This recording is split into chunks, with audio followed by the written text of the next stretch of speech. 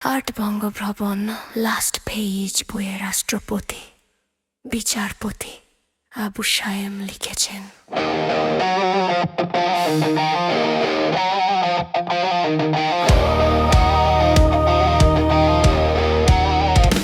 জিয়াউর রহমান আমার বিছানায় তার বুট চোপা তুলে দিয়ে বলেন শাইন ইট।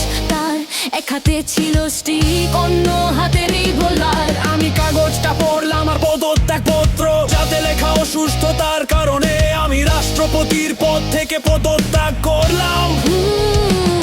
আমি জিয়াউর রহমানের দিকে তাকালাম।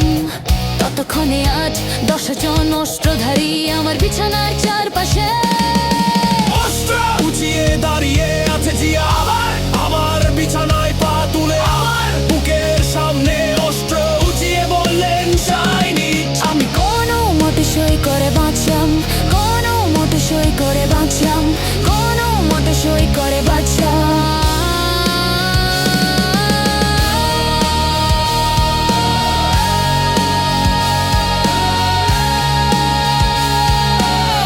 আমি কোনো মতে সই করে বাঁচলাম।